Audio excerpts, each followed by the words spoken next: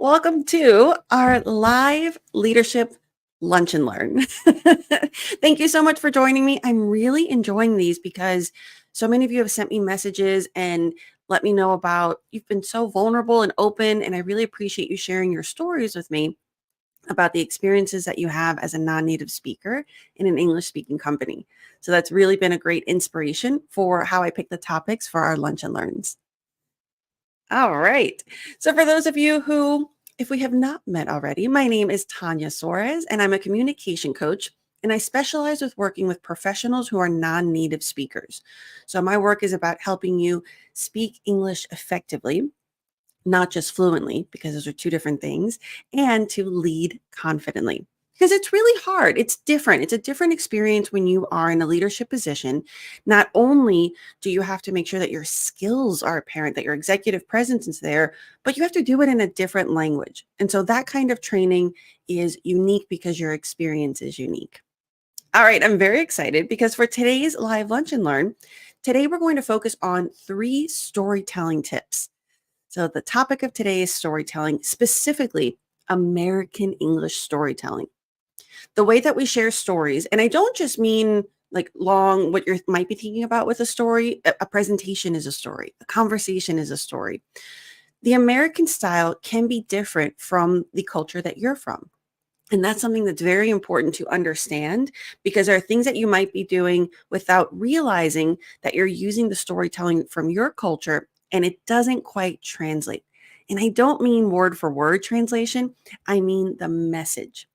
And this can be something that's impacting how you connect with people, how you share your ideas, and perhaps some confusion that you might be causing. Or what I find with my clients is you're giving off the wrong impression. And we'll talk about that in our tips. So, this is really important so that you can be your most genuine, authentic self in English, which is very important, especially for business. All right. And remember to go to my website, tanyasuarez.com/lead, and download my free audio training so you can get to know the 3 essentials of American leadership communication. It's incredibly helpful and it really gives you a nice solid base so that you understand maybe what you're doing wrong or what you could do better. And as I said, today we're going to focus on storytelling. This is so important because I work with my clients tend to be upper intermediate to completely fluent in English. So it's not about your English level. It's really about the art of conversation. It's about adapting your storytelling to the culture that you're communicating to. And in general, American English is the default for corporate culture. So it's really important for you to be comfortable with it. It will not only help you connect and communicate better. I find that when I do this work with my clients, they start realizing, oh, that's why they talk that way. That's why. So things that you might perceive that Americans do that maybe feel a little rude or a little awkward, it's actually part of our storytelling style and our conversation style. When you understand that, you perceive them more accurately. And most importantly, you get to be perceived more authentically. Because I do feel that there is something that gets a little bit lost in translation in terms of the essence of you. It's not just about is your English as good as your native language? I really focus on is your communication like it is in your native language. And that doesn't mean the exact same way, but rather are you communicating your humor, your message, your style in a way that people understand it? It's an art and it's really, I think it's fascinating. Now, the first tip I have for you is get to the point. This is so important because a lot of you are from cultures that tend to, I'll give you an example. So last week I was working with a few clients from Brazil and from a few countries in Latin America. Now, in Latin America, the storytelling style, how do I put this nicely? It's very scenic. You take the scenic route. And then eventually, when you take me through this journey of information, you get to the point. Unfortunately, when you do that in English, it's going to be perceived in a way that I know is not genuine to your personality. What that translates to, number one, from your experience perspective, you might notice that you're losing people's attention. And you might think, Is it my English? Am I using the wrong structure? And so you might overcompensate by giving even more detail, which is what you were doing wrong in the first place. So this is why it's really important to understand this. So the way that we communicate in American English is, I always say, we speak in bullet points. We always do the bullet point, the most important information first, and then we add other information and details. This is also true of emails. So a lot of times what I do with my clients is they send me email samples, because first I want to analyze how you communicate in writing in the corporate setting of email, and that tells me a lot, but it also is a very, very quick way to see the results of this kind of training. So when you look at the emails that you send, especially if you're in a leadership position, I recommend looking at the emails that you send to your team. What do you start with?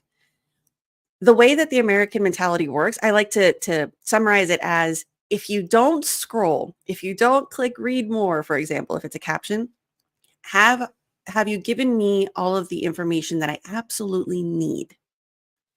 If the answer is no, that you have to really like decipher what the email says and like read into it or get to the end, that's a big red flag.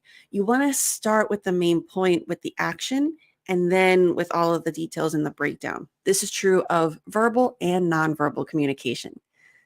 So get to the point first. It is going to feel uncomfortable if you're from a culture that tends to be more flowery in its descriptions, if it tends to be more storytelling. For example, Arabic is so wonderfully descriptive.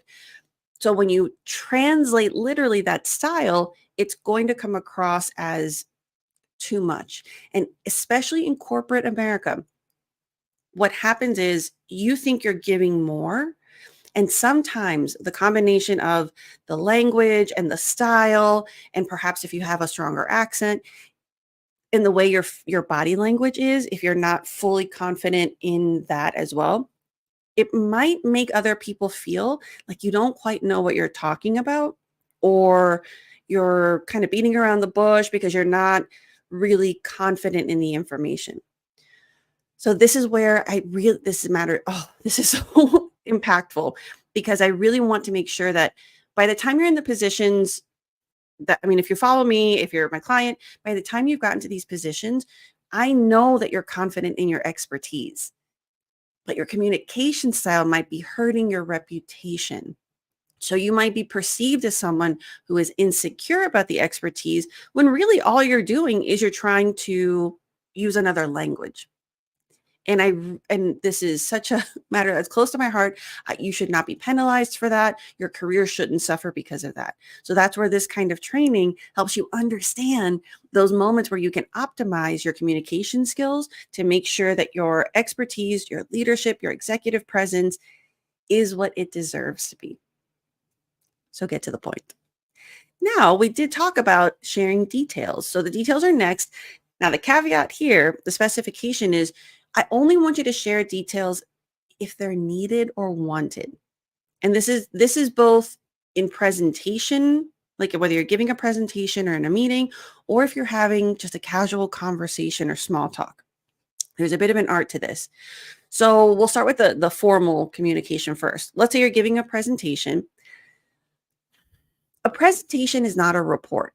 And I find that because of the lack of training, a lot of companies will promote within, but there's no leadership communication training. Of course, you can outsource that to me. But if you haven't had that kind of training and English is not your native language, I find that this is where the leadership potential suffers. And a lot of the people that I work with, I know they're good leaders. And sometimes they might have a false or true sense of, in my native language, I know I'd be so much better.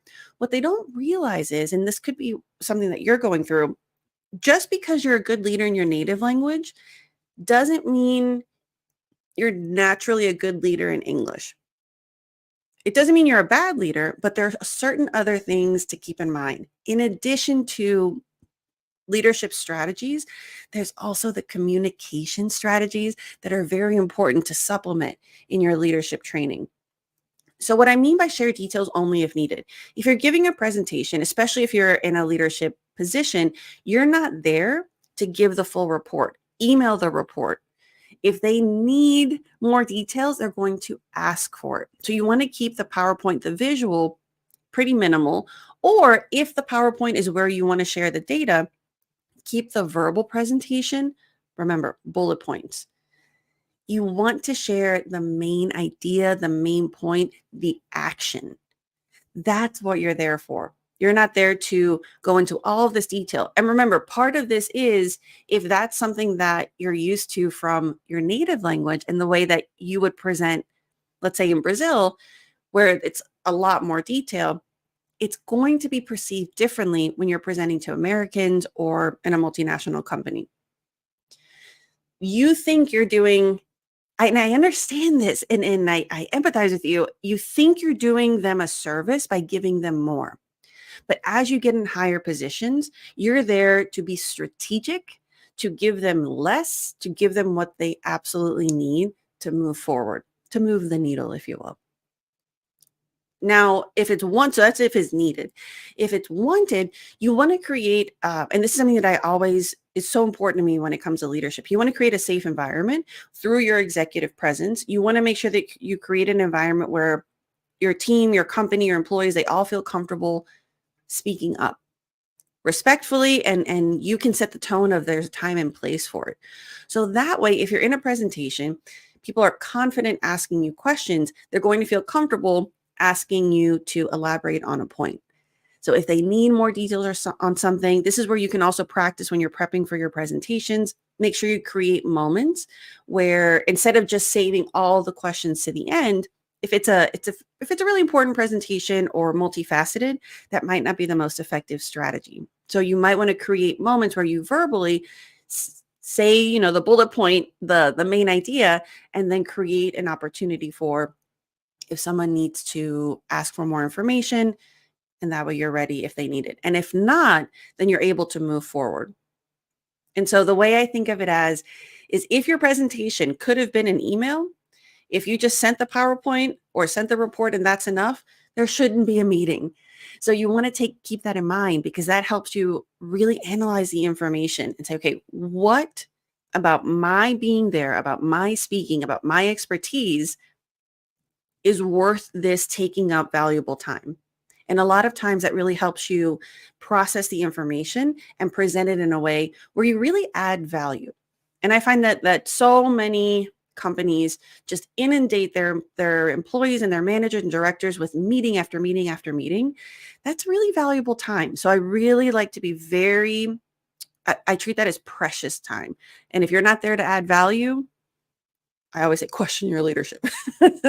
So this is a really great way for you to make sure you're always elevating, and that adds respect. That also adds a sense of if this person, like if Tanya's calling this meeting, I know I need to show up and pay attention because this is going to be important. So it adds to your reputation and executive presence. And the third tip is ask questions. This is true of what I just mentioned about presentations. So you want to create those pockets. If waiting until the end of the presentation is not the most strategic because there's so much content, you want to ask those questions at appropriate windows to help people ask them questions so they can ask you questions. But I added this specifically because I've been doing this training. It's come up even more in like the last few weeks with multiple clients for small talk.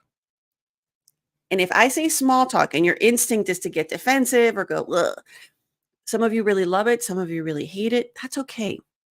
Regardless of whether you love or hate it, you need it. Americans value small talk.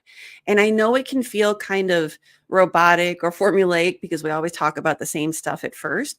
But I like to remind you that from a language perspective, that's really good for you because there's no guesswork. We always ask about the weather, ask about there's always the same topics. Think about those as a way to create safety, easy connection, build trust, and then you go deeper. And this is where asking questions comes in. Some of you may be from a culture that is very open. So I'll give you an example. I've actually had 3 Brazilians in the last month that I've worked with. And Brazilians are such a beautiful culture. I love you dearly. when it comes to communication and it translating to the American style, and I find a lot of Latin America tends to be this way. And I keep bringing that up because that's just been what I've been focused on the last few weeks. There are many other cultures who might also feel this way. You're very open. From an American's perspective, that's going to come across as oversharing. Pardon me. You might come across as someone who overshares, gets comfortable too quick, or complains a lot. Because what I find about those cultures who tend to be really open, there's not really a filter, and you're so trusting and vulnerable and open with so many things, and a lot of times about the negative things.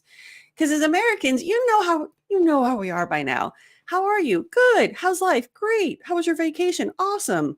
We always respond with some positive word at first. You really don't. I like to think about it as you earn the truth, you earn the vulnerability through establishing genuine connections.